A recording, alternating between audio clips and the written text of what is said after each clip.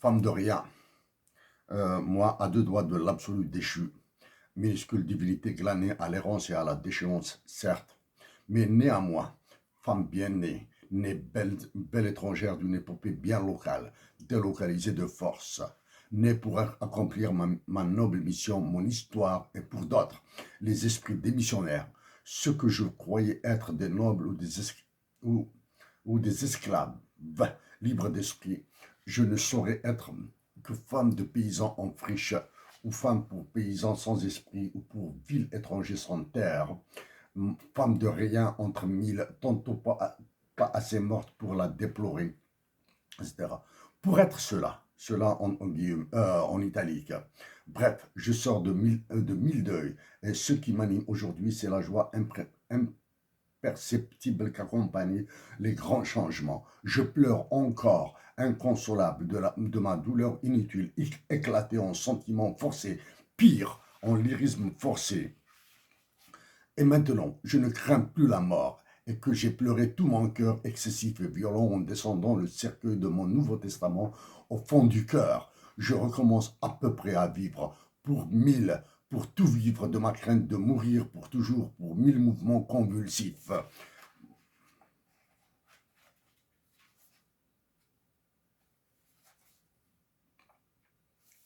Allons, mon cher Lounès, mon esprit d'amour en croisade, d'amour du monde, malade d'esprit. Allons au monde nouveau, allons braver à la fois son nouveau visage et son nouveau conquérant.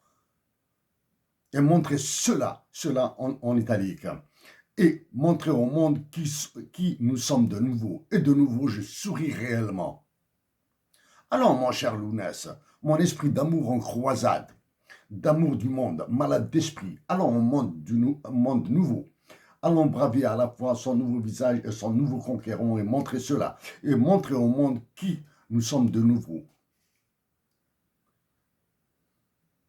Pour ajuster les hauts et les bas, l'origine du mal et mon bonheur s'enlèvent, mon travail et mon repos, ma pâleur et ma rougeur, pour croiser la femme du monde et la femme en moi, en mal de charmer, plus haut que moi, plus beau que le monde, ce martyr d'amour encore nécessairement inconnu, au baron encore à sa place et à sa croix. C'est un extrait du livre, c'est quelques lignes, c'est même pas un extrait, c'est quelques lignes du livre de Mehdi Achachour, Les Récupérables, journal d'une figure historique. Chers compatriotes d'Algérie, bonjour à vous tous, Azul Filaoun. Si j'ai 5 minutes à la fin, si je ne suis pas fatigué, je dirai quelques mots sur le dernier ouvrage publié, écrit par Al-Mahdi Achachour, Les Récupérables, journal d'une figure historique. Pour aujourd'hui, je reviendrai sur cette élection présidentielle, sur Macron, sur Ersan Khadi et quelques autres aspects que je détaillerai après. Donc, les sujets principaux. L'élection présidentielle en Algérie à la fin de l'été, début de l'automne prochain. Emmanuel Macron, les relations internationales. Ersan Khadi. Un peu la justice, etc. Donc, si j'ai 5 minutes à la fin, je dirais quelque chose, quelques mots sur ce livre.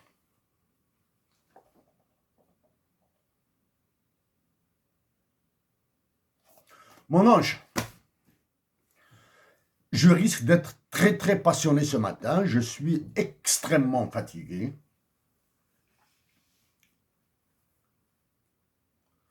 L'arrestation et la détention d'Ersan sont très pesants pour moi. Je dois rester lucide. Mon ange, ma princesse, mon diamant, Tefetio, le Melekio, ma jarre. Comme je te l'ai dit avant, tu es la condition sine qua non pour ma candidature à l'élection présidentielle en Algérie. Ça, c'est d'un côté. D'un autre côté, ce livre toi et ma fille, Davia, vous devez l'avoir. Mon ange, ma chère, et toi, ma fille Davia. Tu es complètement hors sujet, hein? Rien ne te concerne dans ce livre. Toi, ma fille Davia. Mais par contre, toi, Majar, ce livre est pour toi. Ce n'est pas une dédicace, hein? Je ne l'offre pas, ce n'est pas une dédicace ou quelque chose comme ça. Le Mahdi Achachour parle de toi. Ce que tu as compris, mon ange, le Mahdi Achachour parle de toi. Voilà, mon ange. كيني حملكم المهدي أشاشور يكتفد في اللام استقبيليت دونك المهدي أشاشور أجمع merci beaucoup merci je retire mon merci Agma je le retire c'est Lounas qui te dira merci de là où il est hein. Il te dit Lounas Nagre tu dis merci de là où il est. Chers compatriotes d'Algérie, une autre fois, bonjour à vous tous, Azul Flawen, Sabah Nour. Une autre fois, je vous supplie de demeurer pacifique.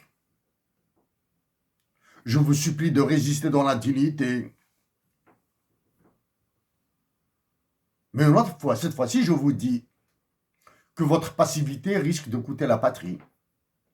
Votre passivité risque de vous coûter votre patrie. C'est-à-dire, vous deviendrez des apatrides sur la terre sur laquelle vous êtes nés. Voilà.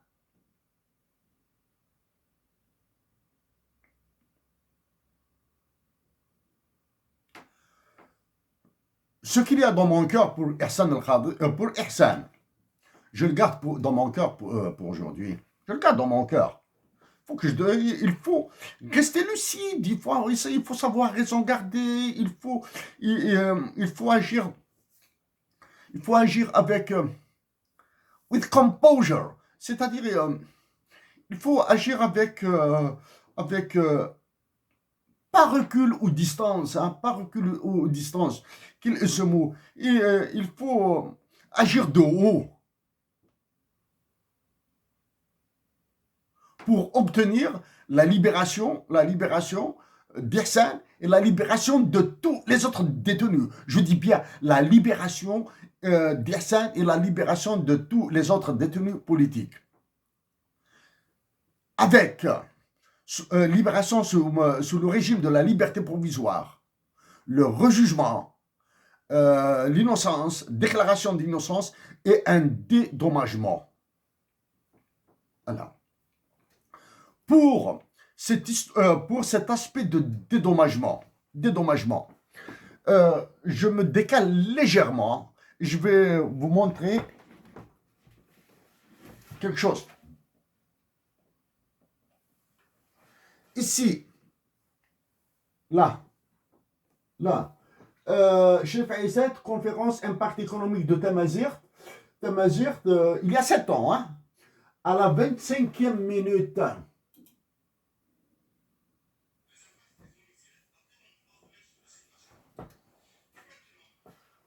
À la 25e minute. Ici, là.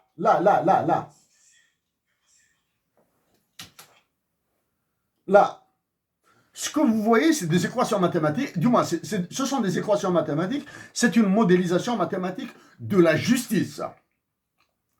Ça prend, à partir de la 25e minute, ça prend 3 minutes, hein, 4 minutes maximum. Je ne devais pas passer mon temps sur ça. Je ne vais pas passer 3 heures dans une conférence d'1 heure à parler de ça. Donc, ça prend maximum 4 minutes. C'est l'introduction des modèles mathématiques dans la justice en Algérie. Vous trouverez la formation des magistrats, vous allez trouver le coût de la formation des magistrats en tamazight et en arabe et en chinois et en pipil dans ce qu'ils veulent. OK? Et vous allez trouver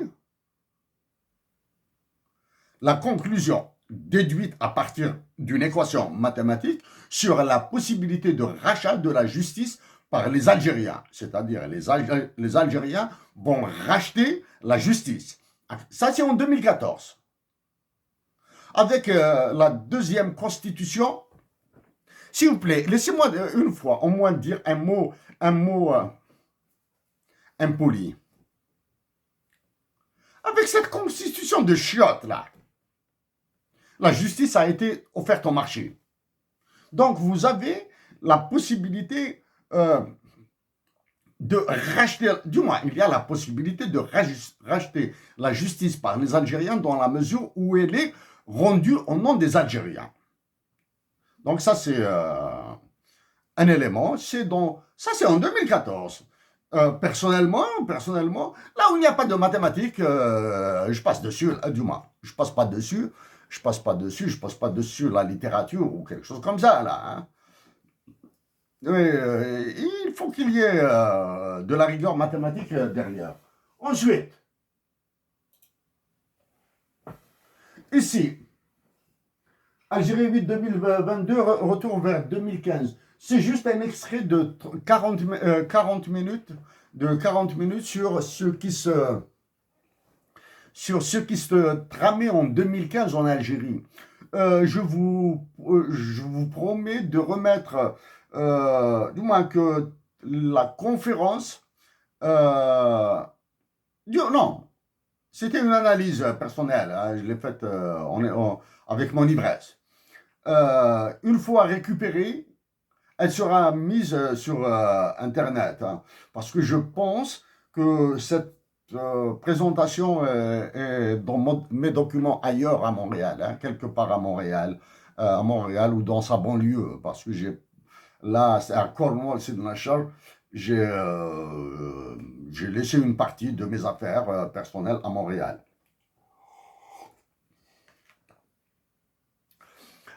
Je suis sûr et certain que ce message parviendra à Ihsan et à ses avocats. Je lis. Je retrouve un email pour que je cite exactement les mots. Hein, voilà. Bonjour à vous, monsieur. Je lis ici. Hein. Bonjour à vous, monsieur. Je me permets ces deux questions pour vous. Que vous dit l'arrestation du journaliste Ihsan El-Qadhi? Deuxième question. Que pourriez-vous faire en tant que... C'est un responsable, hein? C'est un responsable. Cette personne est responsable. En tant que responsable, pour creuser, fouiller, plus les motivations internationales, je dis bien les motivations internationales, qui ont poussé les généraux algériens à ordonner son arrestation. Excellente journée à vous. PS, en post-scriptum, il dit, Ihsan El-Qadhi est un intime à moi.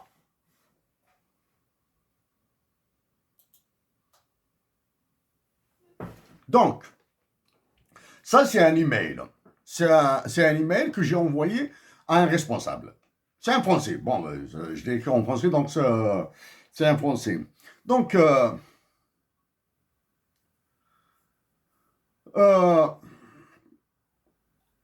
la mise en détention, l'arrestation et la détention d'Ihsan El-Qadhi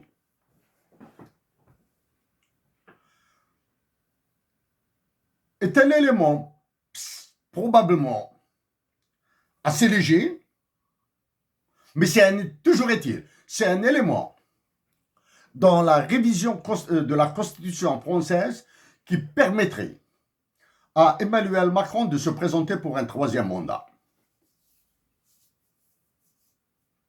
Ça, c'est la première élément.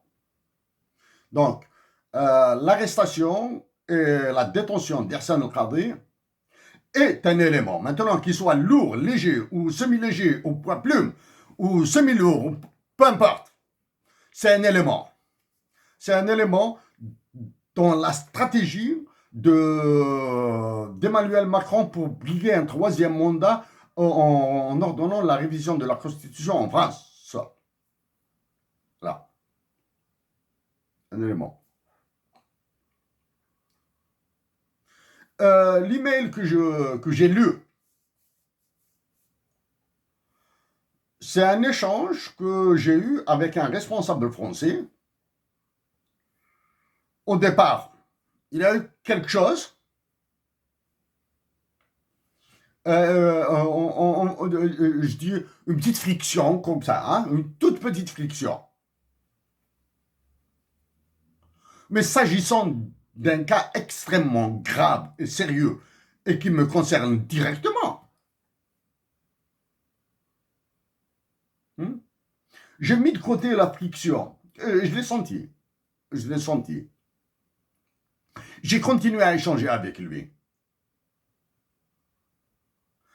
Dans l'échange suivant, ce responsable avait complètement changé de temps avec moi. Oh, il s'est calmé. Depuis que je lui ai envoyé cet email, c'est le blackout. Plus rien. Maintenant, dans les mots qui suivront, son silence coûte probablement, je dis bien probablement,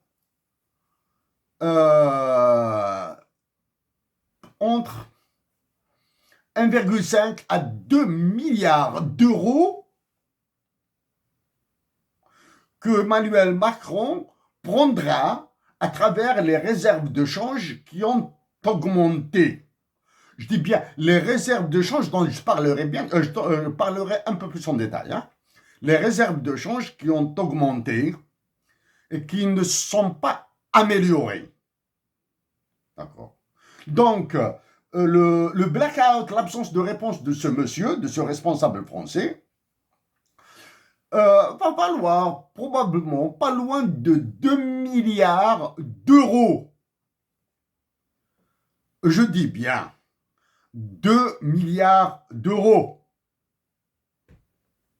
OK?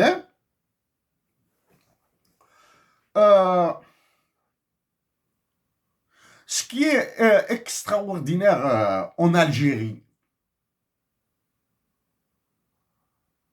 des noms de généraux circulent maintenant. Des noms de généraux circulent chez les Algériens. En Algérie, il n'y a pas d'opinion publique. Il faut qu'on se mette ça dans la tête. Il circule, bon ben, c'est tout le monde. Même un enfant de 3 ans connaît le général le plus pourri de l'armée française, c'est un lapsus, le plus pourri de l'armée algérienne, qui est au service de la France, là. Hein. Un enfant de 3 ans connaît le nom du général qui est plus pourri. Mais ce que l'enfant de 3 ans et l'adulte de 60 ans ou de 70 ans ignorent, c'est le nom des généraux les plus patriotes. L'Algérie. Voilà. Ah, les noms des généraux circulent, etc.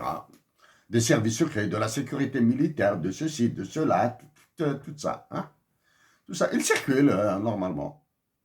Mais les généraux patriotes algériens sont ignorés. Pourquoi sont-ils ignorés? C'est de leur faute. C'est de leur faute. Ils sont incapables de réagir. S'ils sont incapables de réagir, ils seront spectateurs, voilà, avec le grade de général, général-major, général de corps d'armée, général de luft. Dans la reprise par la France de l'Algérie. Voilà. Donc, mais si la question centrale est là, il y a une question accessoire. À travers le cas d'Yassine, que ce soit ses avocats ou les journaux algériens ou des anonymes, hein, comme ça, aucun ne peut révéler le nom du procureur qui a requis et le nom du juge qui a, qui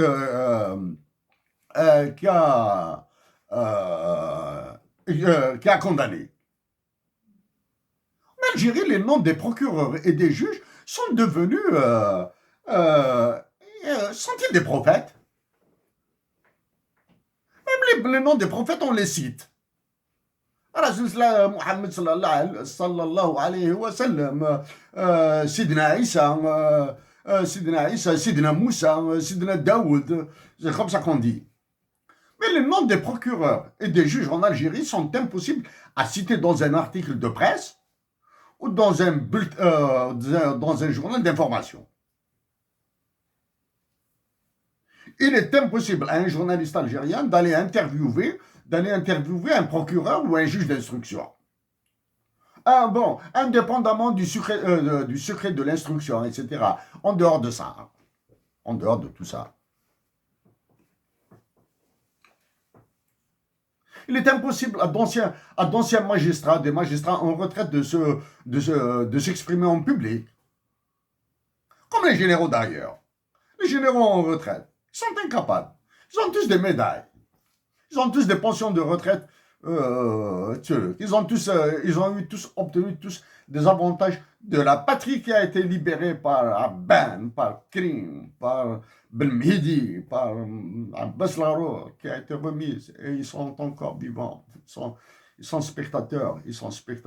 Pourquoi? Ce sont eux qui doivent s'exprimer. Parce qu'un Algérien lambda, s'il s'exprime, il va être foutu en l'air. Ils vont l'exploser. Ils vont l'envoyer en prison. Et bien sûr, sans aucun respect des droits de l'homme, etc. Sans aucun respect, etc. Bon. Ça, c'est...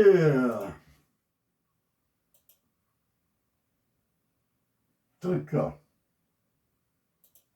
Donc, j'ai dit,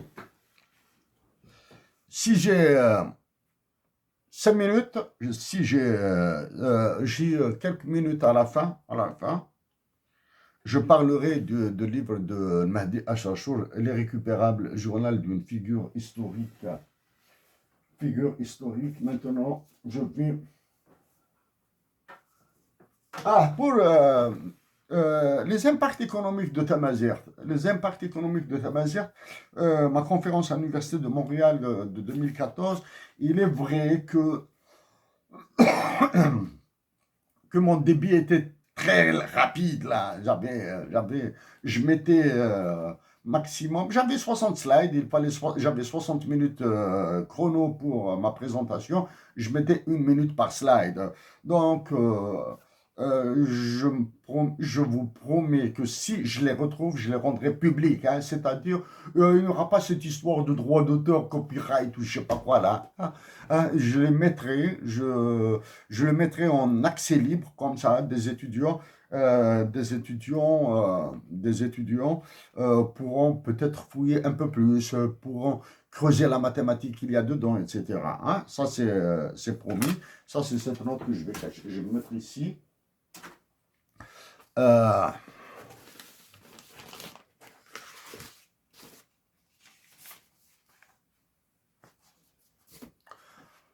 maintenant, puisque l'élection présidentielle se confirme pour la fin de l'été, début automne, et d'une manière idiote, on vous parle de réserve de change, de l'augmentation des réserves de change à 62 milliards de dollars, des choses comme ça. Ça, c'est le senteur qui le disent. Hein. Maintenant, on va voir côté chiffres. Hein. On va voir côté chiffres. Je vais... côté chiffres, je vais les retrouver ici. D'abord, l'augmentation des réserves de change en termes pas triviaux. Point de trivialité. En termes modestes, simples, clairs et compréhensibles par tous. L'Algérie ne produit pas de pétrole, ni de gaz. Vous êtes d'accord avec moi sur ça? Ça, c'est très facile. L'Algérie ne produit ni pétrole, ni gaz, ni diamant, ni uranium, ni or, ni argent, ni zinc, ni rien, ni rien. Elle ne produit absolument rien de tout ça. Elle fait de l'extraction. Elles vont idiotement à travers les sociétés étrangères pour récupérer quelques dollars, quelques euros pour s'appauvrir en ressources naturelles et avoir plus de réserves, plus de monnaie temporaire. Ok, ça c'est la première. Les énergies fossiles, les ressources naturelles fossiles, comme le pétrole, etc., hein,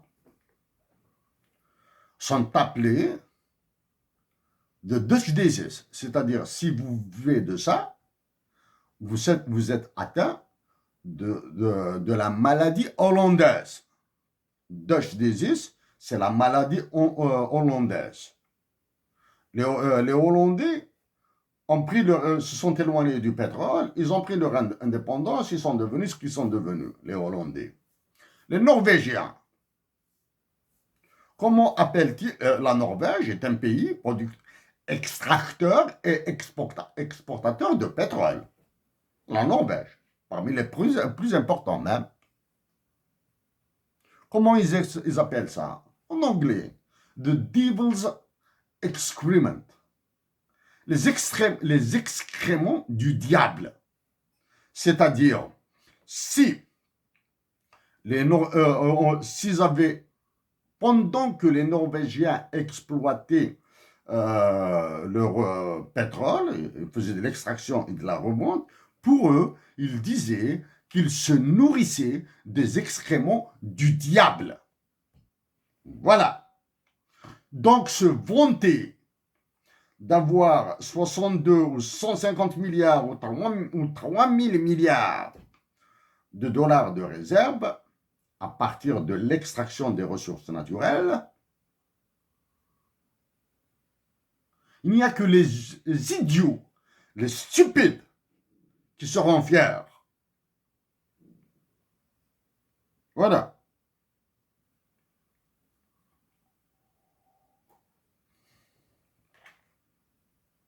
Pourquoi avions-nous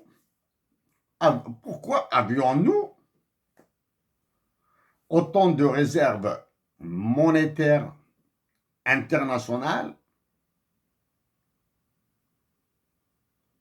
en janvier 2023? Il y a une année, nous étions menacés de crise de liquidité. Il y a une année. Pourquoi? Parce qu'il y a une guerre. Théoriquement, c'est un conflit. Il y a un conflit planétaire dans le foyer et l'Ukraine et la Russie. Nous avons autant de réserves. Nous avons vu. Ils ont vu les augmentations de réserves parce qu'il y a une guerre.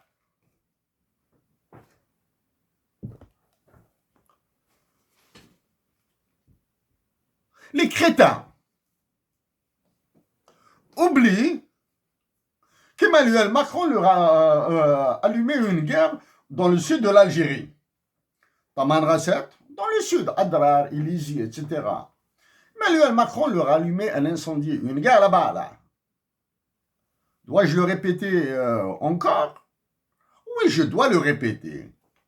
Donc maintenant, si les réserves de change ont augmenté, elles peuvent pas fondre, elles peuvent disparaître. Dis bien, en moins de 48 heures. Avez-vous compris? Les réserves de change de l'Algérie peuvent disparaître en moins de 48 heures. Je dis bien, je répète, les réserves de change de l'Algérie peuvent disparaître en moins de 48 heures. Voilà. Dois-je aller dans le détail de pourquoi 48 heures? Faites cet effort.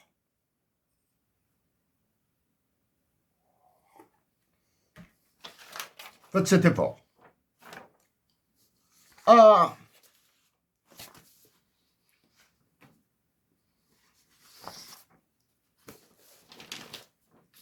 maintenant,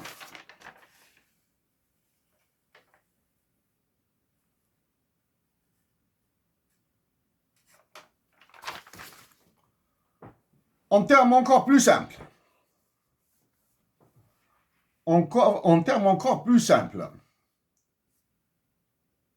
l'augmentation des réserves de change, c'est-à-dire l'augmentation des dollars américains ou des euros, j'ignore, hein? J'ignore dans quel... Les réserves sont libellées en dollars, mais j'ignore dans quelle monnaie elles sont détenues. Quand on vous dit 62 milliards de dollars, ouais, c'est la valeur nominale des réserves de change de l'Algérie à l'étranger. Maintenant, est-ce qu'il y a 30 milliards en euros, 10 milliards en yuan chinois et le reste en dollars US? J'ignore. Donc, les Algériens sont en droit de connaître la composition des réserves de change de l'Algérie. Voilà, de quelle monnaie? Parce que si l'Algérie dispose de ses réserves de change dans une certaine proportion en euros, dans une autre proportion en yuan, dans une autre proportion en yen, dans une autre proportion en dollars US, il suffit qu'il y ait un choc asymétrique sur l'une de ces monnaies pour que l'Algérie tremble.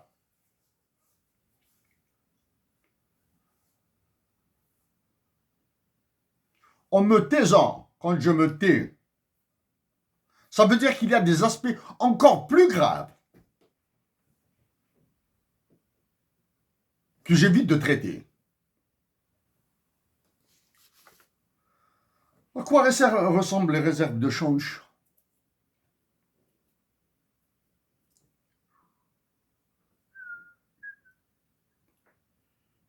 Eh ben, vous imaginez une situation qui existe en Algérie, une situation courante. Imaginez un homme, une femme qui ont 5 enfants. Ils ont 5 enfants. L'homme et la femme ont des entrées.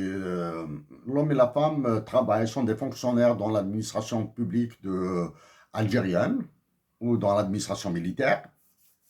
Ils sont des fonctionnaires. Ils ont des entrées, comme on dit. Ils ont des entrées dans l'administration centrale, ils ont des entrées dans l'administration militaire, etc. On va supposer qu'il y a cette famille-là, ou bien il y a autant de familles à Annaba, à Constantine, à Skikda, à Alger, à Blida, à Oran, à Mostaganem, à Tlemcen, à Gardeya, à Adra, Tamanrasset. Il y a autant de familles comme ça dans l'administration, etc. Ils arrivent à obtenir des logements sociaux. Qui ont été construits, vulgairement dit, avec l'argent du peuple. Ça, c'est vulgaire, ça, l'argent du peuple. Là, le peuple n'a pas d'argent, le peuple a une patrie.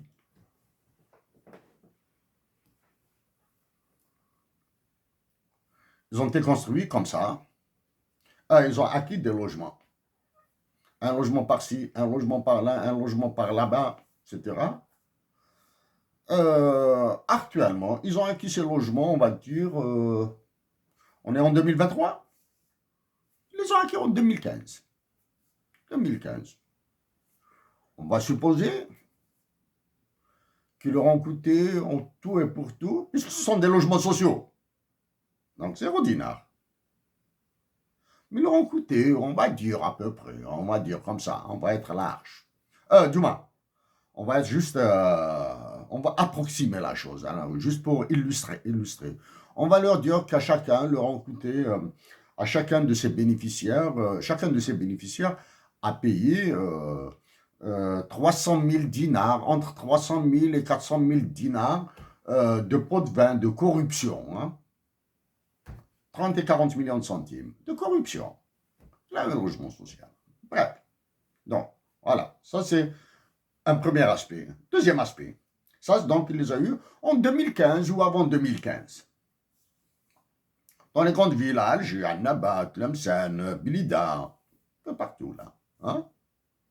En 2023, bah, ce bonhomme-là,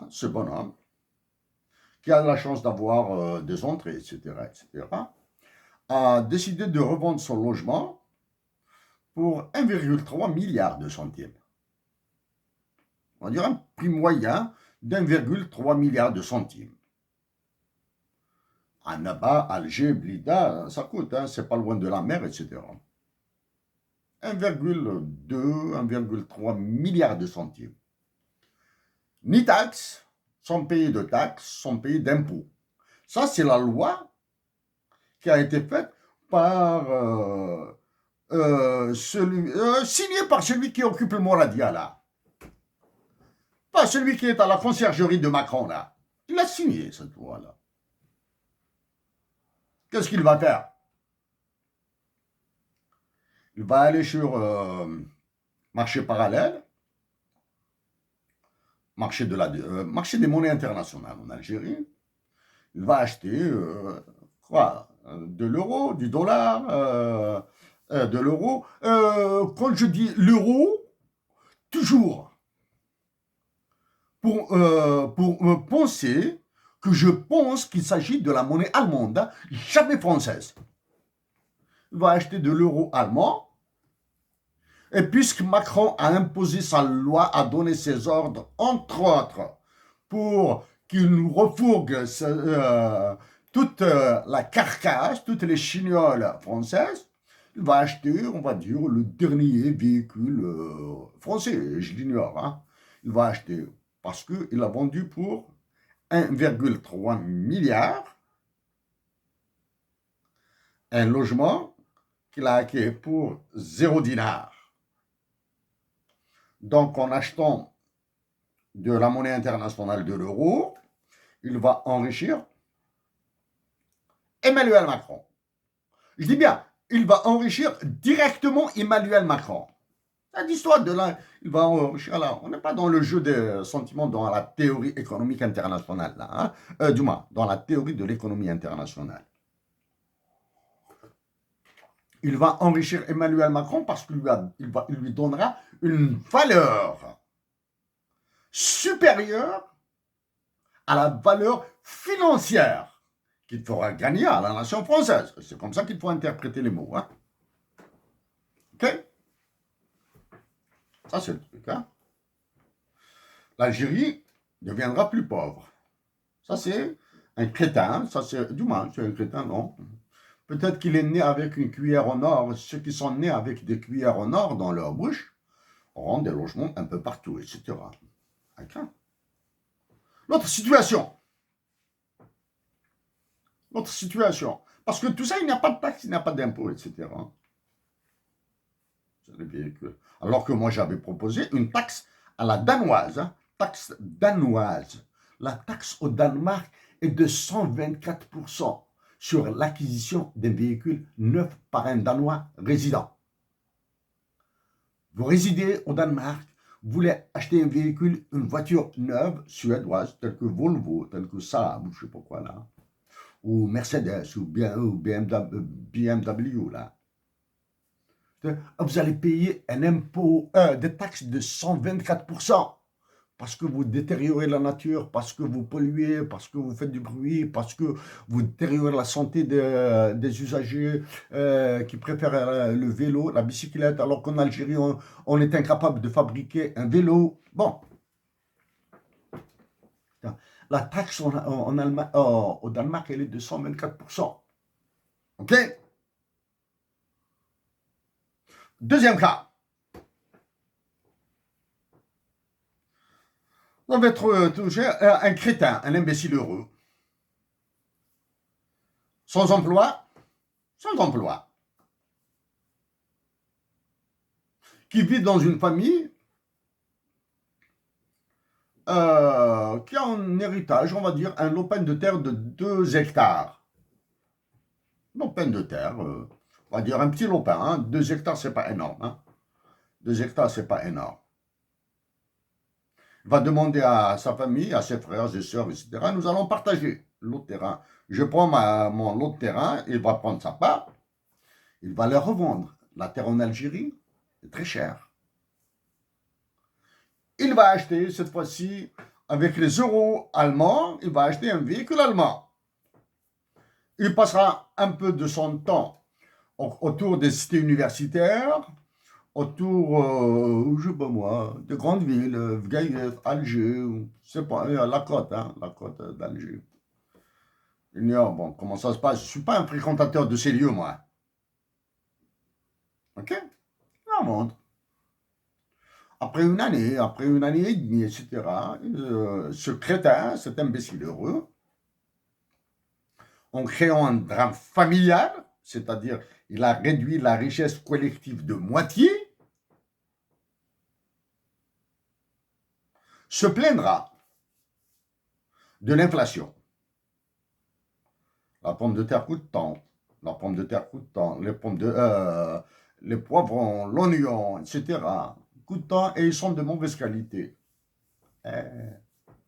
Faut aller penser. Donc les deux gars là dont j'ai parlé, hein, celui qui a revendu un logement social et celui qui a revendu la moitié de leur richesse naturelle,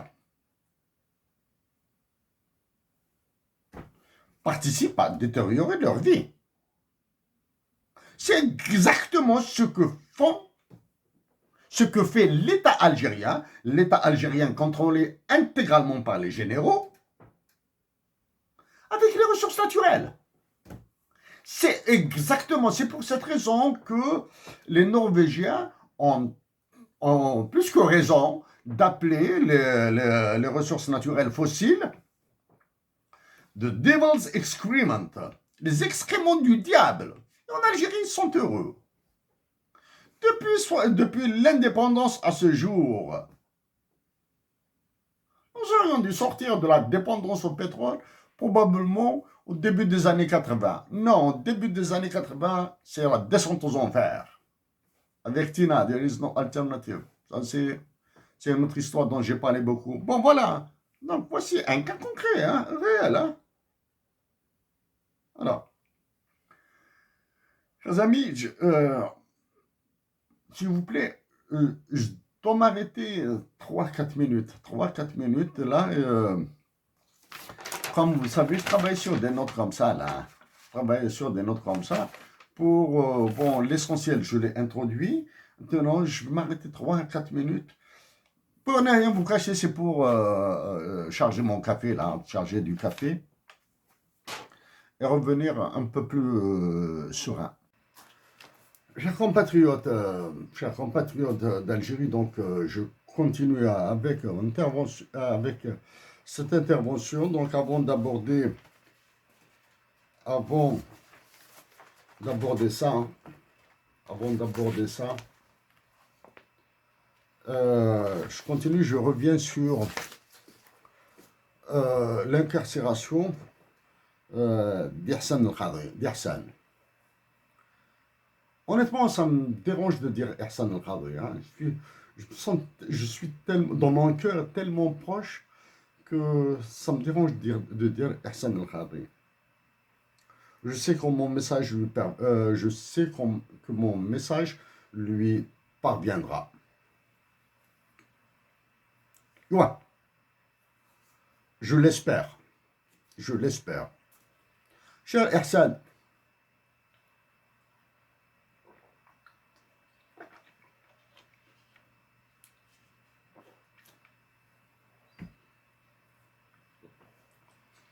ça me fait de la peine de te dire que ton incarcération, euh, dans des conditions de souffrance psychologique atroces, à lesquelles il faudra additionner les souffrances physiques, psychologiques de tous les détenus politiques algériens, ira au-delà du mois de mai. Elle ira au-delà du mois de mai parce que tu es l'un des éléments centraux de la convocation d'Emmanuel Macron de ce qu'il veut qu'ils aillent à Paris s'agenouiller devant lui. D'accord?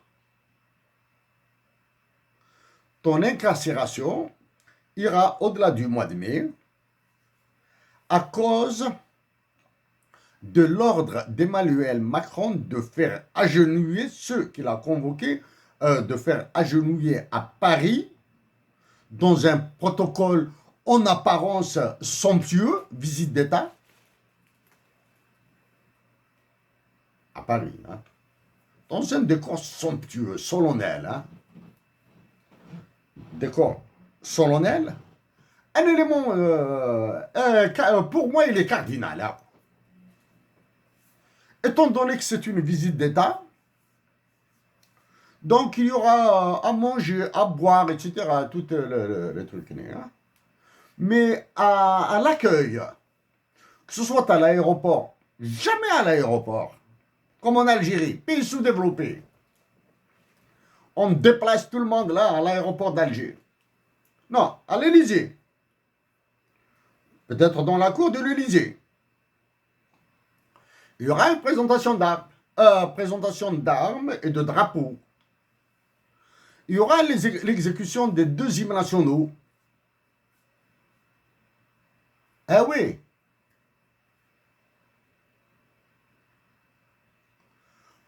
Personnellement, je ferai très attention à la scansion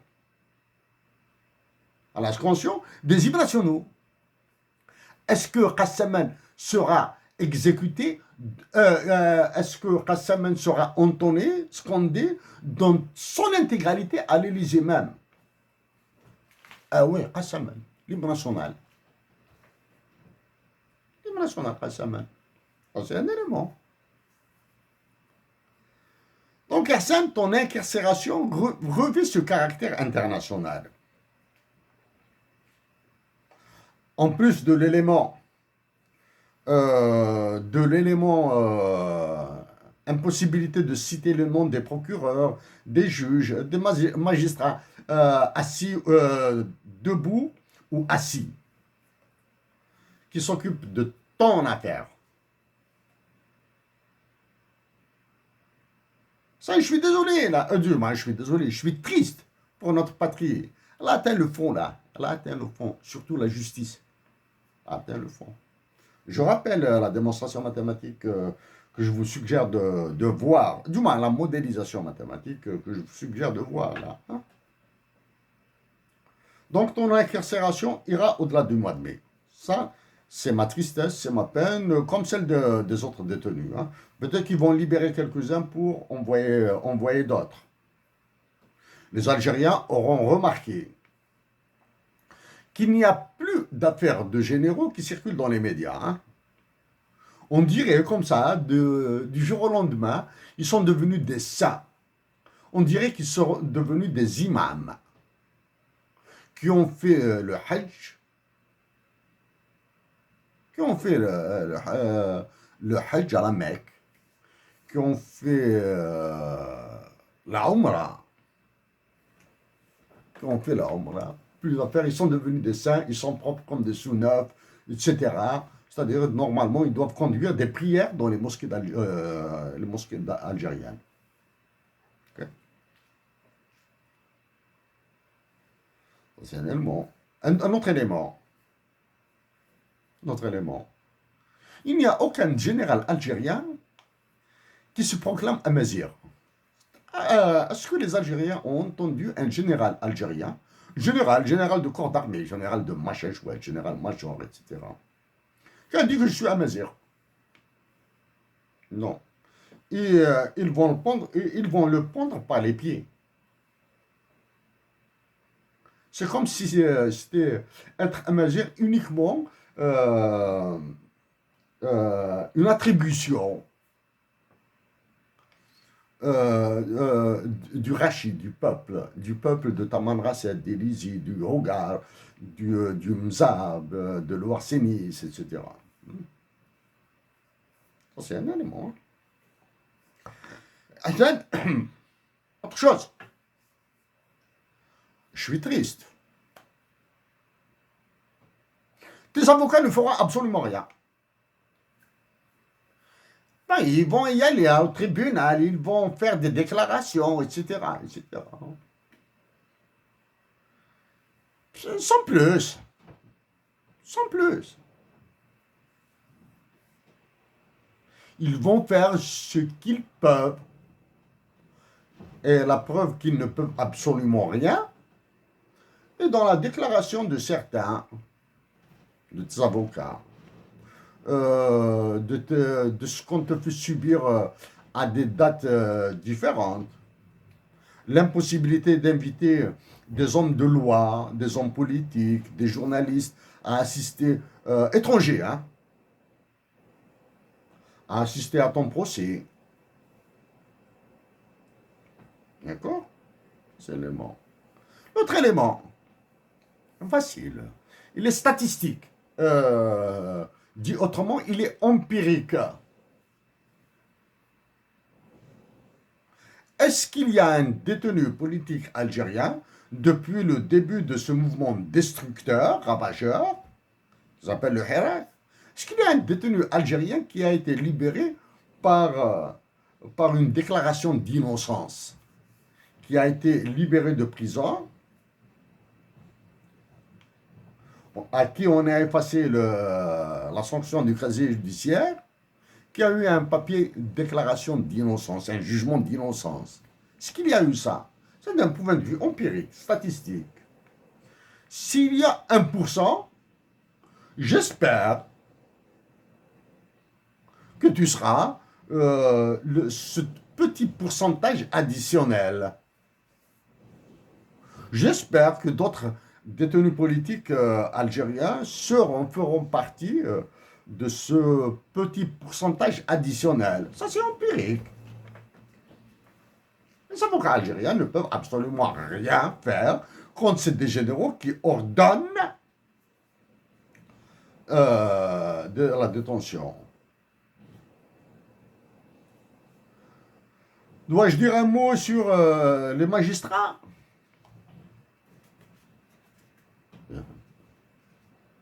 Il vient, il juge, il rentre chez lui, il revient le lendemain matin, il rejuge d'autres, ou bien il traite quelque chose,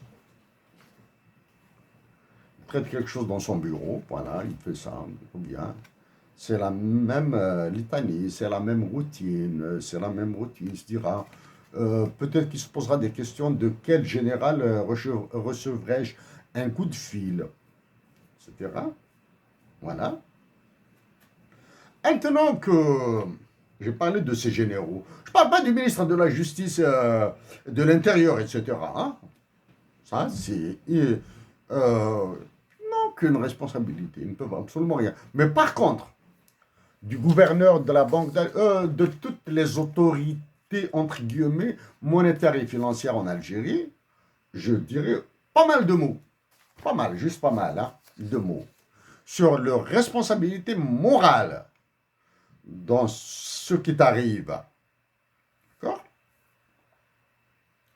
Donc, voilà pour globalement ton magistrat. J'ai dit que ton affaire est de dimension internationale. J'ai dit que ton affaire rentre dans la probable révision de la Constitution française qui permettrait à Emmanuel Macron de se représenter et de permettre ta détention permettrait euh, l'amélioration de la balance courante de la France avec l'Algérie. Voilà. Pour acheter par exemple une dizaine d'avions de chasse Dassault, qui est le propriétaire du Figaro. D'accord? Dassault est propriétaire du Figaro. Le Figaro a fait l'interview à celui qui occupe le Moradia. Donc, avoir une interview dans le Figaro qui appartient à Dassault ne peut être que sur ordre de Macron.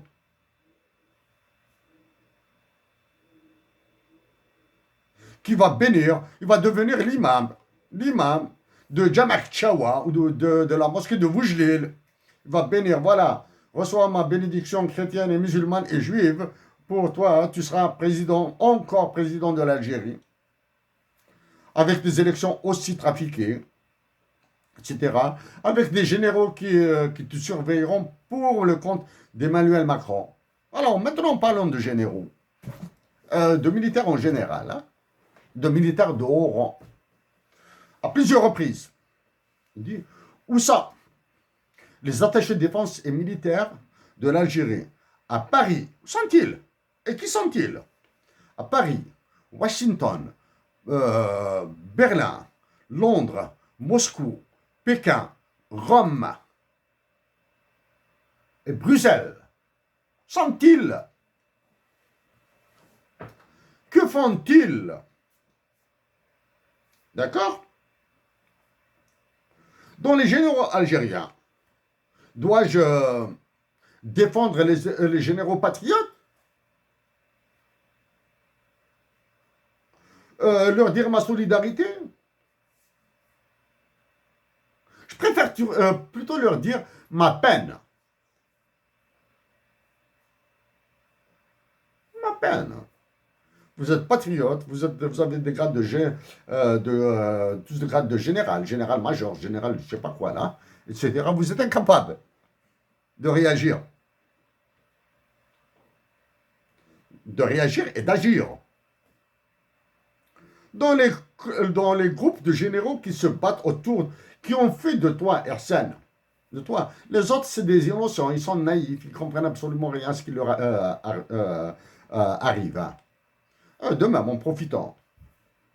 Je me demande si les magistrats algériens comprennent ce qui arrive à l'Algérie. Ou ce qui arrive à l'Algérie, est-ce qu'ils comprennent que l'embrasement de l'Algérie est en cours? Est-ce qu'ils comprennent ça, là? Bon, parmi les groupes de généraux, il y a un groupe de général pro-français contrôlé intégralement par Macron. Ah. Il y a un groupe de généraux qui sont pro-américains et qui sont loin de satisfaire aux exigences des Américains. Sont loin de satisfaire. C'est pour cette raison que les Américains vont s'énerver. Il y a les généraux pro-russes, probablement que c'est une vieille garde. Une vieille garde. J'ignore s'il y a des généraux qui ont un cœur communiste, un cœur socialiste, un cœur trotskiste, ou je ne sais pas quoi là. Hein. Tu sais que moi, je suis un libéral. Okay? J'ignore tout ça. Mais ce que j'ignore le plus, si on faisait un pourcentage, quelle est la proportion de généraux patriotes dans l'armée algérienne? D'accord?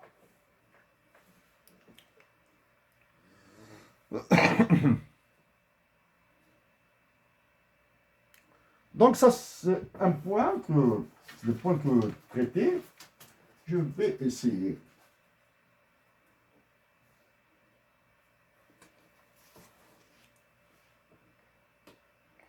Au niveau international,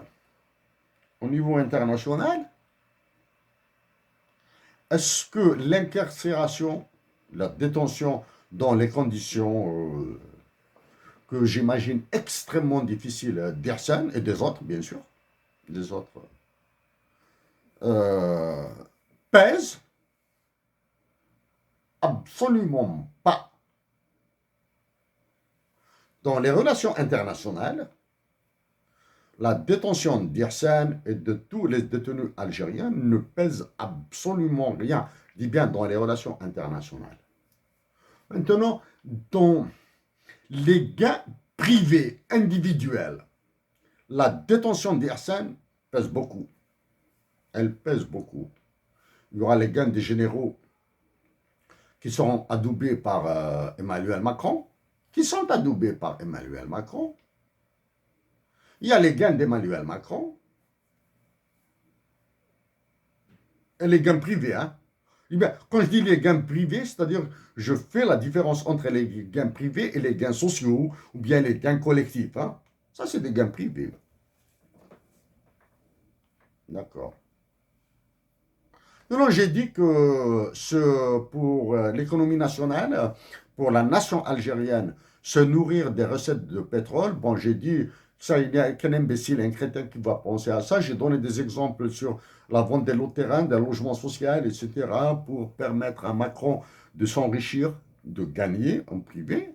Maintenant, je vais passer j'ai montré le désastre, le cataclysme, le crime contre l'humanité à travers la loi des finances. Quand la conciergerie d'Emmanuel Macron s'offre 1 million de dollars jour pour les besoins de la campagne électorale,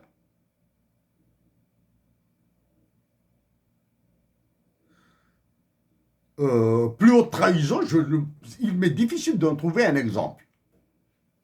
Plus haute trahison, il m'est difficile de trouver un exemple. Oui, si la femme de ma vie est l'unique femme de ma vie, me demande, dis-moi, m'ordonne d'y aller, j'irai sur la compétition à l'élection présidentielle. Mais pour cela, il faudra que les conditions nationales et internationales changent. Il faudra qu'il y ait une situation d'exception. C'est-à-dire, gèle des articles de la Constitution qui m'empêchent de me présenter. Voilà.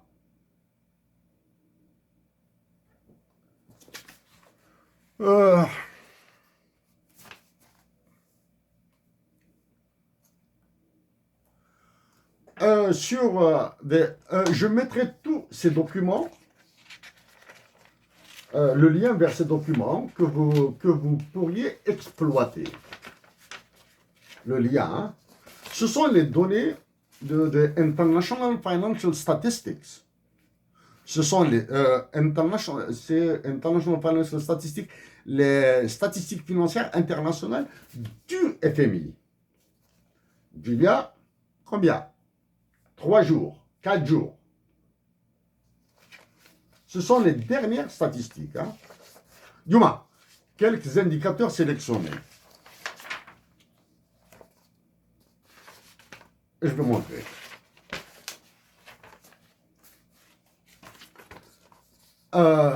Les statistiques financières internationales du FMI sont classées par ordre alphabétique. Je lis. Afghanistan. C'est en anglais. Hein? Afghanistan, Islamic Republic of Afghanistan. Afghanistan. En 2017, le taux d'intérêt bancaire, le taux directeur, hein, est de 0,16, 0,15, en 2019, 0,50, en 2020, de 0,81. Il augmente, ça y est. Taux directeur. Hein, de la Banque centrale de l'Afghanistan. Vous avez, je lis tous les noms des pays qui commencent par A. Albania, Angola, Argentina, Arménie, Australie, Azerbaïdjan, Bahamas. L'Algérie est absente. Les taux d'intérêt bancaire, les taux directeurs de la Banque d'Algérie sont absents. D'accord? Maintenant, parlons de taux d'intérêt. Concrètement, hein, là, maintenant, je vais parler un tout petit peu de théorie juste après. En 2021, vous pouvez voir tous ces documents, je les mettrai à votre disposition, hein, avec un lien vers un drive. L'Argentine,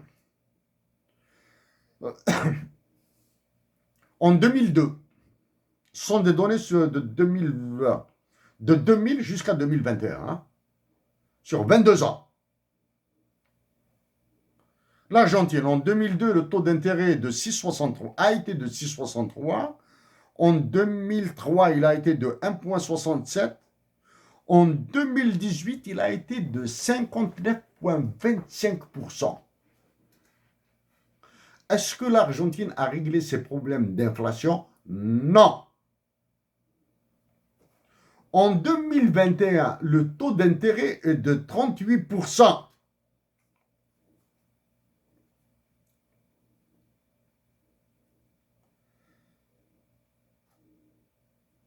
Je vous prends. Je vais prendre, tiens, le Brésil, qui est à fond dans la lutte contre l'inflation, etc.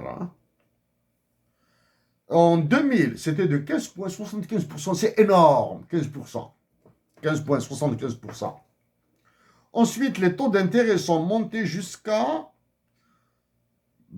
25% en 2002. Et en 2021, ils sont toujours à 9,21%. Mais les taux d'intérêt de la Banque d'Algérie, ils sont absents. D'accord?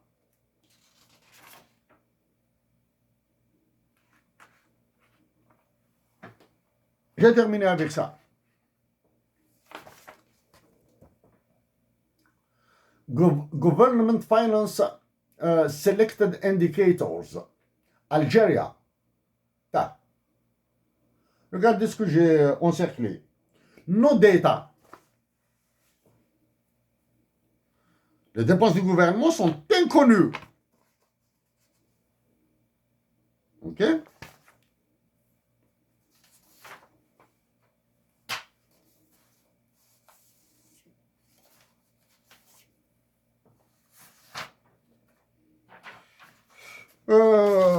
Vous allez trouver des images de ce type. Hein? C'est de la Banque mondiale. Hein? C'est tout un dossier que je mettrai à votre disposition. Tenons. J'ignore la consistance des programmes d'études en économie en Algérie. Je l'ignore. Je n'ai absolument aucune idée. Mais ceci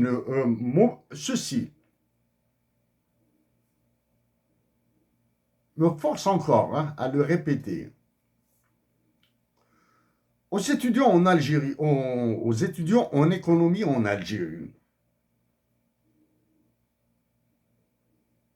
suggère d'aller, de travailler, de fouiller comme un travail pratique, ensuite, faire comme un travail pratique la recherche de l'information internationale sur l'économie algérienne.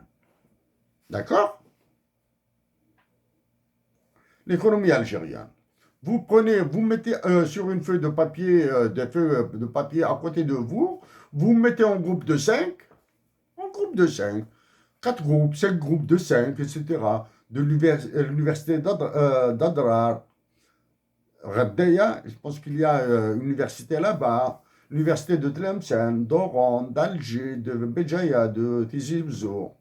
Au lieu de parler sans les chiffres, au lieu de parler l'économie algérienne a besoin de restructuration, elle a besoin de relance, elle a besoin de ceci et de cela. Comme celui de Mouradia qui a dit que nous allons accélérer la réouverture des entreprises, des sociétés, des compagnies là, de production de chaussures et de textiles.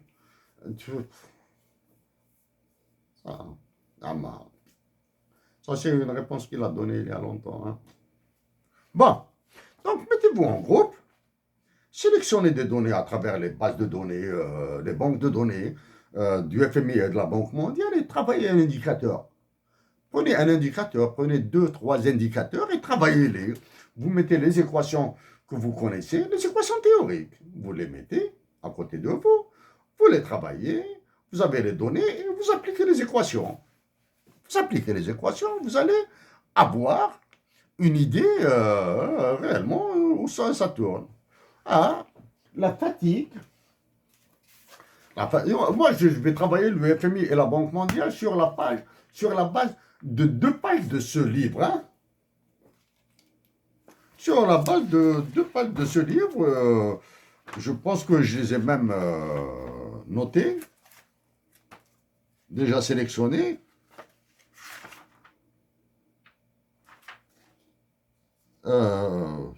Sont quelque part ici. Hein. Il y a 2 ou 3 pages. Moi, ce qui m'intéresse, c'est là où je les ai ici, en tout cas.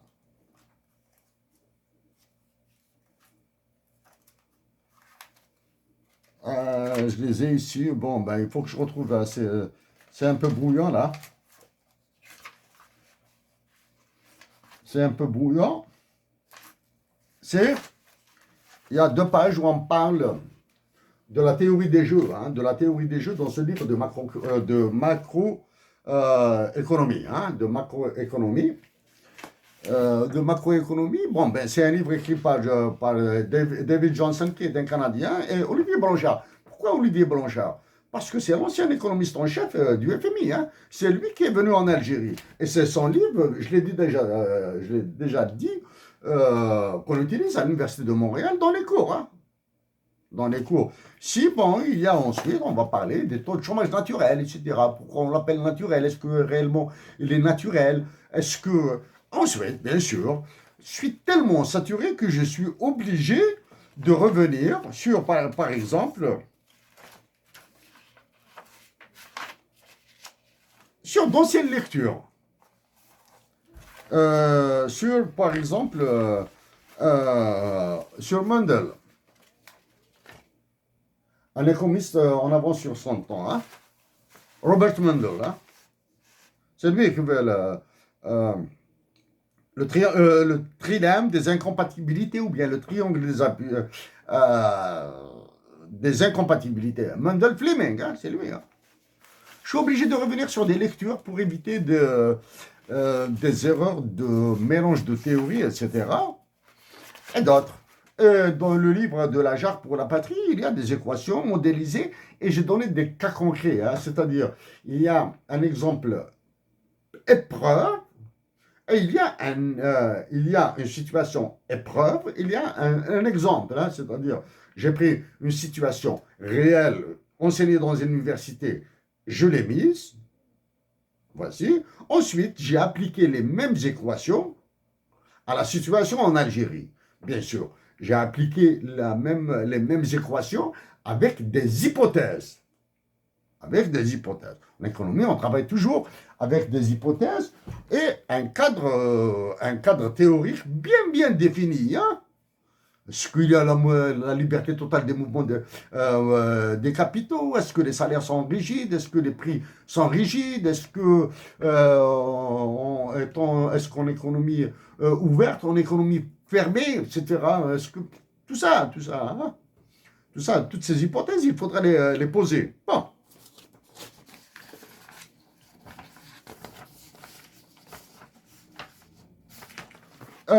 Ici, vous allez trouver un lien vers ce tableau. Il est petit, hein. Il est petit, c'est sur 22 ans.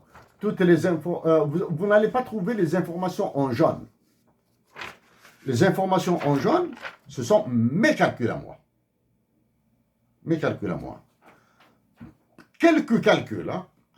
Fatigué, hein, faire tous ces calculs-là. Bon, je sais que je vais les reprendre. Je sais que je les ai déjà fait avant, mais je vais les reprendre dans une bataille avec le FMI et la Banque mondiale.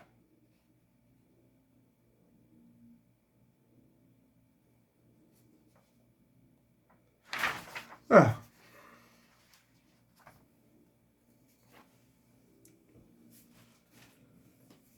Je reviens sur les réserves de change. 62 milliards de dollars ou bien 99 000 milliards de trillions de dollars. Peu importe. Où sont-elles? Est-ce qu'elles sont facilement engageables? Est-ce que l'Algérie a recouvré les créances auprès de la France et du FMI? Ces créances. Les créances qu'elle détient sur le Soudan, le Sud-Soudan, etc. Ça, c'est la vieille histoire, ça. Hein? D'accord. Est-ce qu'une dévaluation du dinar est hors sujet? Il y a une dévaluation du dinar aujourd'hui. Là. Combien de temps, combien de mois de couverture nous permettent les réserves de change? La Banque mondiale a changé la présentation de ces données. Ma dernière consultation des données de la Banque mondiale, j'ai constaté que la présentation a changé. Donc là, je suis obligé de rechercher l'information, de la recalculer. OK. Que s'est-il passé au niveau des DTS algériens? Droit de tirage spéciaux de l'Algérie auprès du FMI. Que s'est-il passé? D'accord? Il y a un mouvement très sérieux là-bas. Au niveau de DTS. Hein? Il y a d'autres informations maintenant. Elles sont importantes. Elles sont importantes. Hein? Mais comment dire ça se réveille? Mais je dis ouais. Bon.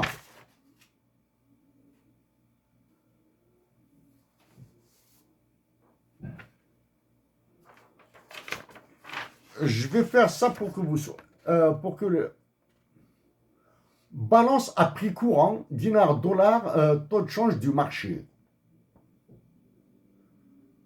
Ça. La balance à prix courant, c'est-à-dire les prix de tous les jours. Récemment, après la visite du FMI, hein, des gars du FMI, Jensko, Jenschkel, j'en ai parlé, hein. Il a dit que c'est la première fois depuis 2012 que la balance commerciale algérienne montre un excédent. Ça, c'est le FMI qui l'a dit. Hein.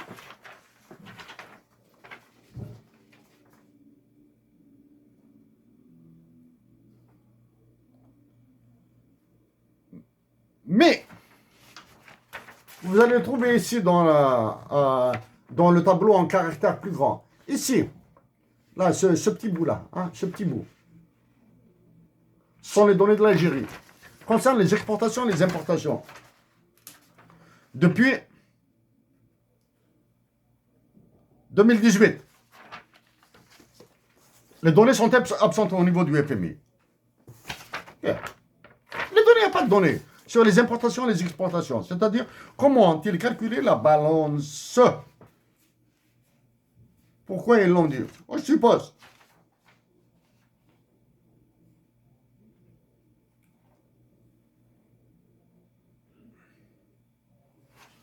Moi, je l'ai ici. Hein. Ici, là, je vais l'encercler. Hein. Je vais l'encercler, c'est mieux.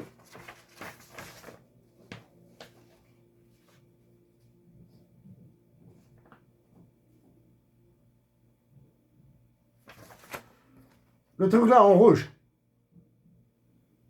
c'est l'absence de données hein, au niveau du FMI. Donc, le FMI, en disant que en 2021, c'est la première fois depuis 2012 que l'Algérie enregistre un excédent commercial, il est là à peu près.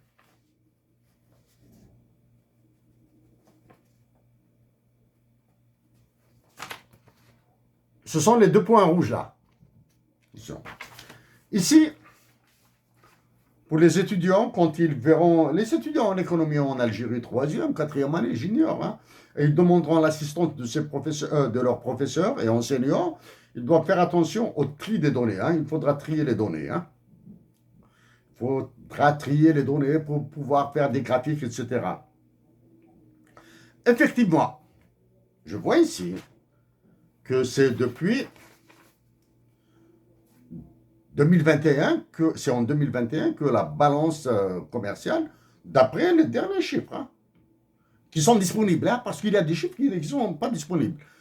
Donc la balance à prix courant, c'est-à-dire les prix, comme vous allez au marché, vous trouvez le batata à 175 millions de dinars, je ne sais pas combien, là, combien coûte la pomme de terre en Algérie.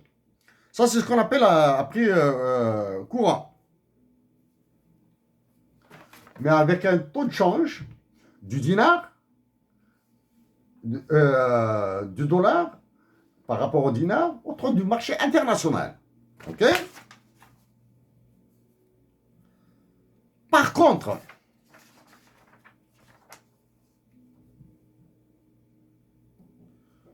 quand on fait la balance à prix courant avec les prix courants, mais un taux de change nominal effectif. À taux de change nominal effectif.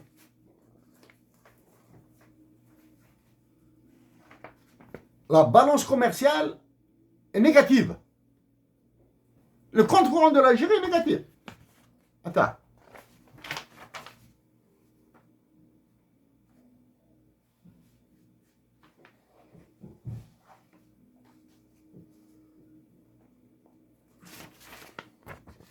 Attends, il faut faire attention au tri. Hein? Attends.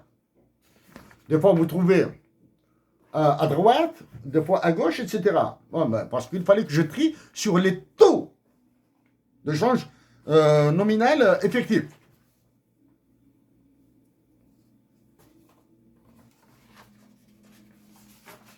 Maintenant, je vais dire quelque chose là. Aux étudiants, il faut que vous appreniez à manipuler les taux de change effectifs, nominal et réel. Le taux de change nominal du dollar vers du dollar en dinar algérien en taux nominal, effectif nominal au taux effectif réel. Parce que au réel, il y a le taux d'intérêt qui rentre en jeu, il y a l'inflation qui rentre en jeu. D'accord. Aux étudiants, mettez-vous par groupe de 5, mettez-vous, trouvez un réseau, les universités du sud, de l'est, de l'ouest, du centre. Trouvez, constituez un réseau comme ça. Hein. Constituez un réseau, vous deviendrez une force d'influence au service de la patrie. Mais demandez l'assistance de vos professeurs, demandez l'assistance de vos enseignants. Évitez de parler publiquement si vous avez des doutes sur ce que vous risquez de subir. Si vous parlez dans une conférence publique, etc., sans la présence de professeurs et d'enseignants, etc., vous risquez de subir les foudres de guerre des généraux algériens. Ils vont vous... Et pourtant, c'est des chiffres internationaux. Hein. Les gars du FMI et de la Banque mondiale, quand ils viennent en Algérie, c'est avec ça qu'ils parlent. Hein. Mais pour vous, ils vont vous dire incitation à la haine raciale, incitation à la débauche ou je ne sais pas quoi là, etc. Ici, les généraux les plus puissants en Algérie sont les généraux qui tiennent la banque centrale. Okay. Les généraux leur identité, hein, mais les généraux les plus puissants, ce sont ceux qui tiennent la banque centrale. C'est le dernier mot sur ça que je dirais. C'est ce graphique.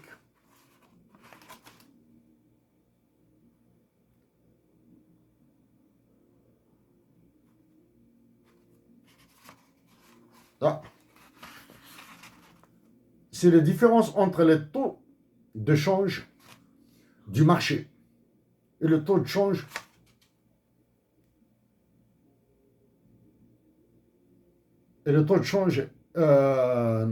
effectif nominal et réel. Hein. Attends.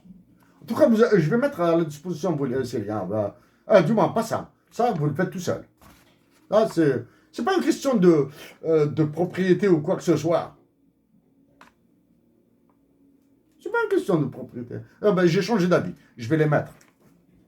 Parce que, probablement que j'ai fait une erreur. Maintenant, je les mets. Ça y est, j'ai décidé, je les mets. Maintenant, s'il y a une erreur, c'est tout le monde qui va tomber dessus. C'est tout le monde. Et tant mieux. C'est tout le monde qui va me tomber dessus. Et je rappelle que j'étais contre la dévaluation du dinar et que je serai toujours contre. Et à la prochaine dévaluation, j'ai dit que c'est des nazis, ils seront pires que des nazis, etc. Mais je continuerai à vous dire, demeurez pacifique. Voilà. C'est-à-dire, quand vous prenez le taux de change du marché, taux de change international, sur Bloomberg, Reuters, ou bien à Londres, là, de Labour, vous cherchez le taux de change du dollar vers le dinar, taux de change au certain dollar. Vous prenez $1 et vous regardez combien il vaut en dinar. Vous prenez le taux de change nominal du dinar et vous prenez le taux de change effectif nominal du dollar en Algérie et le taux de change effectif réel du dollar en Algérie.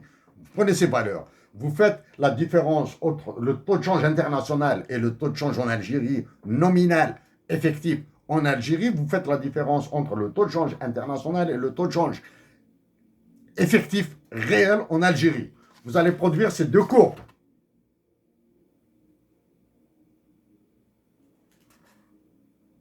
Vous allez produire les deux courbes que vous voyez ici, là. La distance qu'il y a entre la courbe verte, c'est vert ou bleu, là. La courbe bleue et rouge, ici. Elle signifie quoi?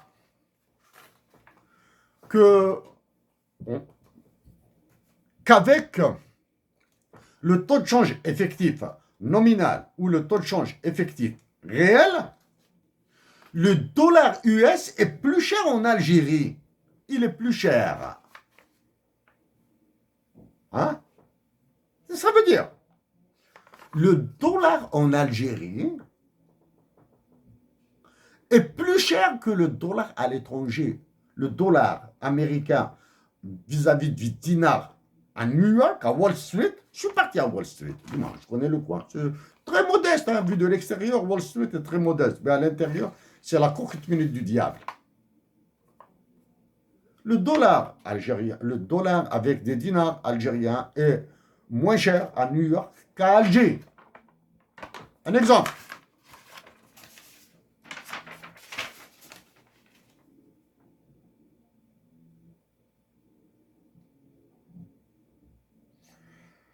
En 2000,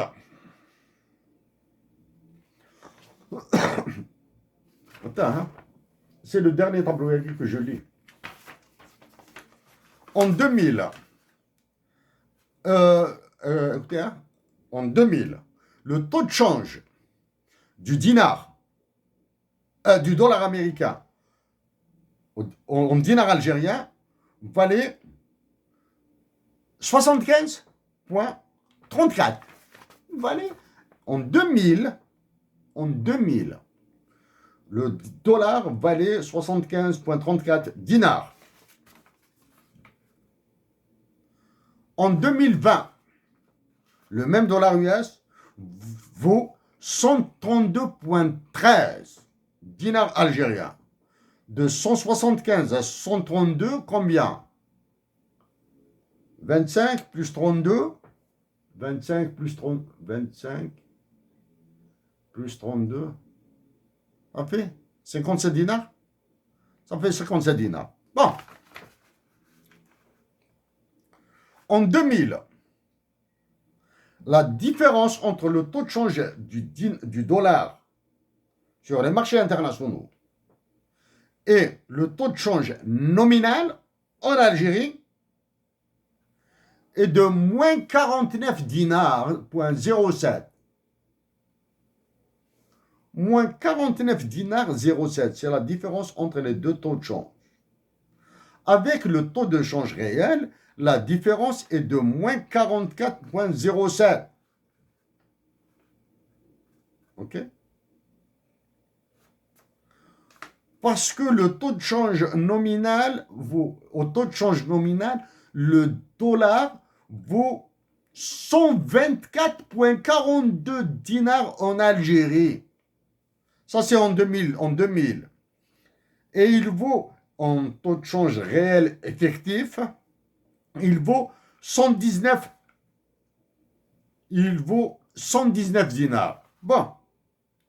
En 2020, le taux de change sur le marché international, écoutez bien, sur les marchés internationaux, le dollar vaut 132,13 dinars. D'accord? Sur les marchés internationaux, à New York, à Paris, à Tataouine, les bains, etc., il vaut 132 dinars,13. En nominal effectif, c'est-à-dire en Algérie, il vaut 74 dinars,30. Et au taux de change effectif réel, 91,20. Regardez déjà, 75 et 91, 75. 75 à 90. 15 dinars, 16 dinars. La différence est de 16 dinars. Vous imaginez sur 1 milliard de dollars d'importation, nous perdons ou nous gagnons. Si on nous perdons, hein. Sur 1 milliard d'importation, 1 milliard de dollars, nous perdons 16 milliards de dinars. 16 milliards de dinars. Et ça dure depuis longtemps, ça. Hein.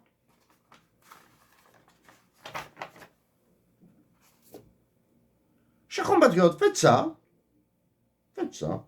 Vous allez découvrir tout aux étudiants en économie, etc., sociologie, et les étudiants en sociologie, en histoire, vont vous retracer les événements marquants de l'Algérie. Exemple, après l'élection de Bouteflika à la présidence, la première action qu'il a faite au niveau international, il est parti à Davos, à Genève, à la conférence de Davos, à Genève, hein, du Forum économique mondial, de World Economic Forum à Davos, Genève. Il est parti là-bas, il a commencé à vendre l'Algérie là-bas. Ça, c'est le truc. Maintenant, au gouverneur de la Banque d'Algérie, si je me présente à l'élection présidentielle, avec les conditions que j'ai évoquées, moi, je suis heureux, je dirais toujours, j'attends j'attends la vie. Il est central, il est cardinal de El Melekiwa. Je le dis. Je le dis parce que je suis heureux de travailler pour ma patrie. Suis-je fier? Non. Je ne suis pas fier de travailler pour ma patrie. Je suis heureux de le faire. Parce que pour être fier, il faut apporter quelque chose de nouveau là. Moi, je suis tout simplement heureux. Si la femme, le Meleki ou le Jinti ou mon ange, ma jarre, me pousse à l'élection présidentielle avec le changement des règles, avec les trucs nationaux et internationaux, etc. Si je suis élu, vous allez rester en fonction à la Banque centrale. Vous allez rester en fonction à la Banque centrale. Est-ce que, comme gouverneur, j'ignore, parce que je verrai les pressions que je subirai. Et dès à présent, pensez que si Chérif Aïssat était le président de la République, il surévaluera le dinar et le remettra à sa valeur à la date symbolique du 5 octobre 88 ou bien du 30 septembre 88. 5 octobre, il rappelle trop de tristesse, trop de douleur, trop de torture. Pas envie d'accrocher une action à un événement de tristesse. J'ai envie de l'accrocher, de l'ancrer à un moment de paix. Parce que c'est à partir d'octobre 88 que la Banque centrale a mis le train de l'enfer de l'Algérie en route. Donc ça pourrait être 5 octobre 88 ou 30 septembre 88. Là, je demanderai des conseils, assistance. Mais je pense que ça ira plutôt vers le 30 septembre 88. Le taux de change du dinar vis-à-vis du dollar sera égal le taux de change du dinar à partir de mon élection comme président de la République sera égal à celle du 30 septembre 1988. Vous préparez dès à présent l'ordonnance présidentielle. Il est fort probable que ce soit le premier document que je signerai. Il n'y aura pas de loi. C'est une ordonnance présidentielle. Je ferai le coup de Nixon quand il a supprimé la convertibilité du dollar or. Okay? Sera remis de facto par ordonnance présidentielle.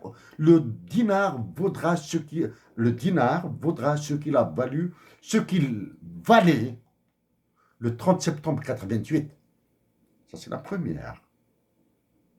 Vous resterez en fonction à la Banque centrale. Gourbi, chambre à gaz, four crématoire. Vous resterez en fonction. Il faudra beaucoup de vigilance pour éviter des incendies, la destruction de documents au niveau de la Banque d'Algérie. Ça. Pour les contrats, ils sont informés. Les businessmen, ceux qui font de l'import, l'export, etc., sont informés dès à présent. Ils le savent. C'est une question de prévisibilité, de prédictibilité et de qualité de l'information que j'envoie aux agents économiques. C'est-à-dire, ils savent à quoi s'attendre. Ceux qui seront contre, tant mieux pour eux. Ceux qui seront pour, tant mieux pour eux, etc. Qu'ils commencent dès à présent à échauder leur plan pour me faire changer d'avis. Pour ça, Hussein Ahmed ne pourra pas le faire. Hussein Ahmed et la femme que j'aime ne pourront pas me faire changer d'avis sur ça. D'accord?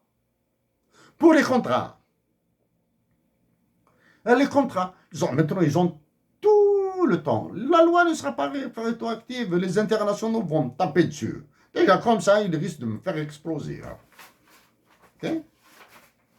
Déjà, comme ça, j'ai mis les pieds là où il ne faut pas. J'ai dit les mots les plus dangereux qui puissent exister là. Pour les contrats qui, les hommes d'affaires, les importateurs, les exportateurs, etc., etc. Non, monsieur. Soit ils tempèrent la signature du contrat, soit ils signent des contrats fractionnés par période de trimestre ou maximum de semestre. Maximum.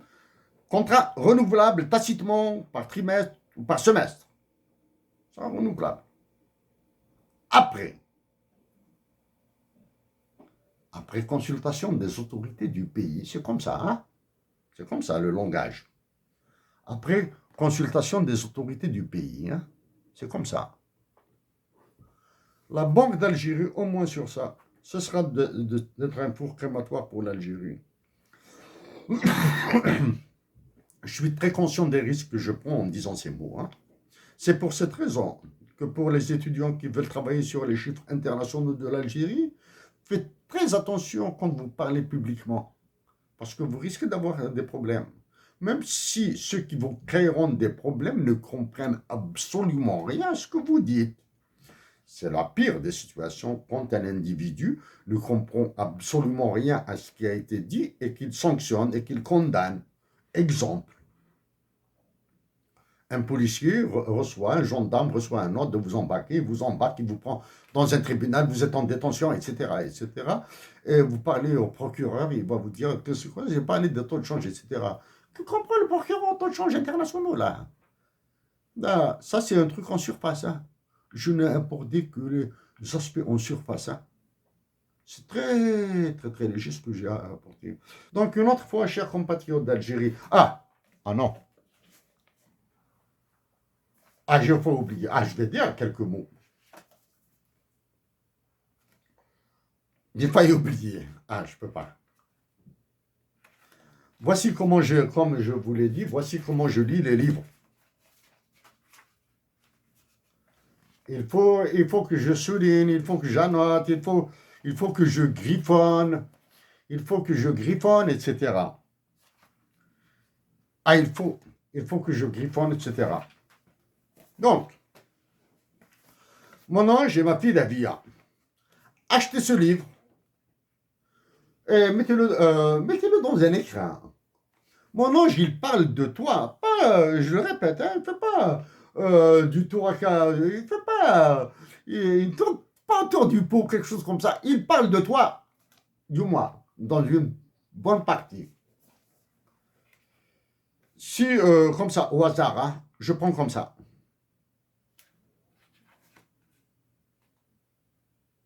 Au hasard, attends, au hasard. Je lis.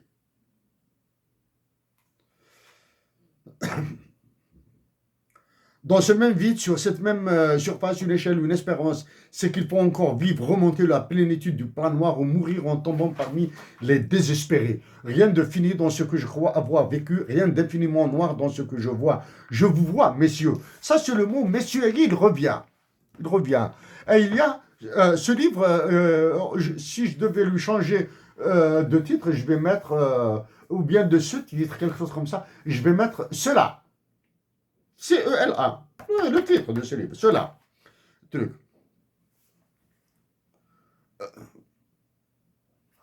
Je lis, hein. Maintenant, en me dédoublant en monsieur, hein, M majuscule là, voire en Dieu, je me demande depuis combien de temps je n'ai pas été moi-même. Donc je dis, quand j'ai commencé à le lire, j'ai commencé à le lire dans des conditions affreuses. Même elles sont affreuses toujours. Fatigué, le manque de sommeil, le stress, du moins, très très inquiet par le sort d'Arsène, vraiment. Plus partir à gauche et à droite, etc., plus le travail, etc., etc. Vraiment, j'étais dans des conditions lamentables pour la lecture. Donc, je prends comme ça le premier tiers, comme ça à peu près. Hein. Je jure que je n'ai pas compris un mot. Je lisais les mots, mais sans rien comprendre. Sans absolument rien comprendre. Je le dis comme ça, honnêtement. J'arrête. Il y avait un problème, je l'avais toujours, ce livre avec moi. Comme vous voyez, là, il est bourré de feuilles. Parce que je dois me préparer pour le FMI. Donc, je lisais ça. Ensuite, j'ai arrêté dans un déplacement en transport en commun, en train. Généralement, c'est en train. Quand je me déplace en train, je prends ça et j'arrive ici. À partir de là, à peu près. On va dire comme ça. Hein.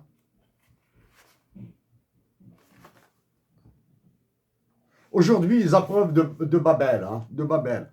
À partir de là, à peu près. Là. Non, c'est juste avant là. تلقي المهدي يا شرشور اسمع المهدي je ne dirai pas la page pour que les lecteurs intéressés pour qu'ils trouvent ça fait plaisir de parler d'un coin استقبالي parler استقبالي تكتب فرنسيس à partir de là je ne dirai pas la page lisez et vous allez découvrir. Donc, mon nom, ça, c'est pour un livre. À partir, donc, disons, dans la deuxième moitié, point de plaisir, point de joie dans la lecture. Rien. Aucun plaisir. Aucune joie. Alors, c'est quoi, puisque je le lisais? Bon, il y a la loi. Même si un livre me tombe des mains, je le lis jusqu'à la fin. J'ai commencé, je le termine. Même un livre qui me tombe des mains, ah, je continue à lire. Mais pour ça, pas de joie, pas de plaisir. C'était un bonheur pour moi. Mon bonheur est là. Est là. Dans la deuxième. Qu'est-ce qui m'a un peu dérangé, un tout petit peu dérangé dans ce livre? Et il y a un autre, ah, quand je le dirais, j'ai fait de la lecture pour une maison d'édition au Canada, à Montréal, je sais comment ça tourne là-bas. Hein. Peut-être que en Algérie, je rencontrerai des responsables d'édition, comme ça, de vue, je connais deux ou trois comme ça, hein, de vue. Hein. Je connais, je leur dirai quelque chose, hein, je leur dirai quelques mots, pas sympathiques, hein, pas sympathiques. Donc, ce qui m'a dérangé dans ce livre, dans la première partie du livre, les Grecs. Et maintenant, excepté Diogène, moi, les Grecs m'énervent. Parce que pour moi, les Égyptiens sont Égyptiens, les Chinois, les Irakiens, la Mésopotamie dans le temps, etc., étaient plus avancés que les Grecs, là. Je ne sais pas, ils m'énervent. Mais mis à part Diogène, là où j'étais vraiment, je me suis senti moins seul dans ce livre. C'est quand le Mahdi Achachor est allé vers la profondeur de l'Afrique. Il est allé vers les profondeurs de l'Afrique. C'est un livre, ceux qui sont habitués, personnellement, je suis obligé de le lire 2, 3 fois. Ce livre, j'ai promis de l'offrir à une amie anglophone, d'origine iranienne, elle est perse, hein, d'origine iranienne, qui m'aide dans ce que je fais pour l'Algérie. Hein. Généralement, je lui demande de m'imprimer des trucs, etc. Elle le fait. Et elle s'initie à la langue française. Bien sûr, elle parle le perse, elle parle anglais couramment, bien sûr. Elle parle anglais couramment, mais de temps en temps, elle me pose la question sur des mots en français, la traduction en anglais en français, etc. C'est ce que je fais, bien sûr. Il y a des mots des mots, quand j'ai des difficultés avec un mot en anglais, je lui demande de temps en temps des explications. Et je demande, parce que moi, je pose beaucoup de questions quand il s'agit d'anglais, et ça me fait plaisir de trouver des anglais tricotés pur laine, des Canadiens anglophones tricotés pur laine, qui ont des difficultés avec certains mots. Je me suis dit, je suis là, bon. Donc, ça, c'est un livre que j'offrirai à cette Canadienne d'origine iranienne, cet exemplaire.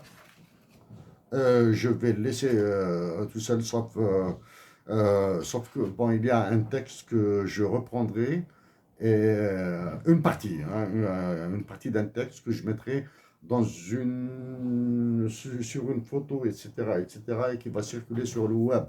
Donc, El Mahdi Achachor, s'il te plaît, Akma,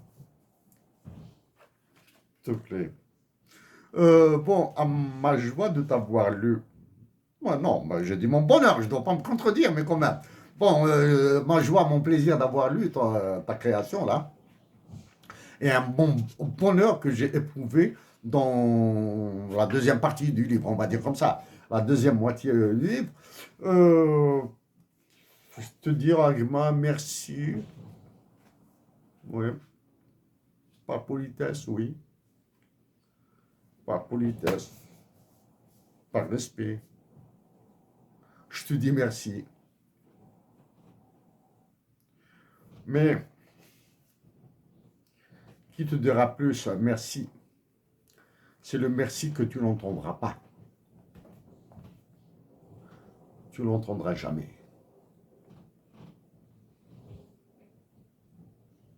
C'est le merci qui te vient de Daouz Kaferrewa. C'est le merci de Lounas Matoub. te viens de Daouska. Oui. Merci de Lounas Matoub. Tu viens de sous la tombe, beyond the grave. Et probablement que sa mère aussi, la mère de Lounas Matoub, te bénira de là où il est. Donc à toi, Madi, à vous tous, chers compatriotes d'Algérie, la bataille la bataille pour notre patrie sera dure, dure et dure. À toi, mon ange.